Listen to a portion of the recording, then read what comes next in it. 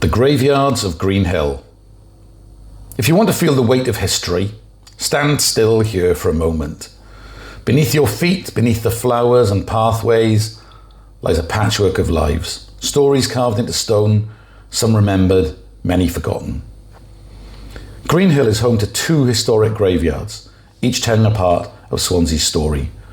The first is the burial ground that wraps around this site, the churchyard of what was once St John's Juxta Swansea, later called St Matthew's Church, and now home to Matthew's House. For over 2 centuries, this was a resting place for Swansea's working poor, its artisans and its everyday families. The stones here are not grand or polished, they're weathered, humble, often hard to read. But they carry names of people who built this city with their hands, who lived through cholera, famine, war and poverty. Some graves carry heartbreaking stories. Entire families buried after outbreaks of disease. Children who never reached their first birthday. Mothers like Jane Padley, whose story you've already heard, now remembered through a carefully raised headstone just metres from where you stand.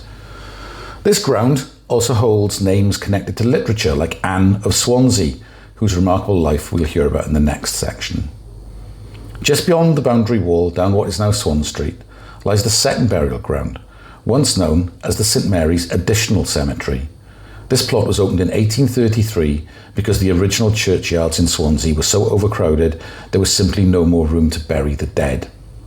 But even this new ground quickly fell into disrepair. In 1879, a local resident wrote to the Cambrian newspaper describing it as a picture of desolation, tombstones broken, tilting into the soil, weeds everywhere, and no sign of care for the bodies buried beneath. It was a damning reflection of how easily the lives of ordinary people, the poor, the working class, could be forgotten once they were gone. Thankfully, in 1887, a man named John Hopkins raised funds to restore the graveyards. He planted trees, laid paths, and tried to bring dignity back to this place. His efforts were seen as an act of communal respect, a way of saying, you mattered, we remember you. Today, that same spirit of respect continues. When Matthew's House took on this site long before Greenhill Gardens was created, we carried out detailed mapping, 3D scans, and careful documentation of the headstones. We wanted to ensure that nothing, no name, no stone, no story, would be lost from our early years of being there. We now have an archive of over 4,000 burial records connected to this site, preserving the memory of the people who rest here.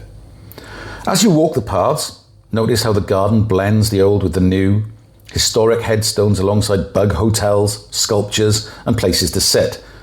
This is not just a garden, it's a place of memory and renewal, where once there was neglect and overgrowth, there's now life, bees buzzing and flowers blooming. The graveyards of Greenhill remind us that every life has value, from the poorest copper smelter to the celebrated poet, from the mother of 17 to the unknown sailor whose name has faded from the stone. As you stand here, maybe take a quiet moment. Let yourself feel the presence of those who came before you.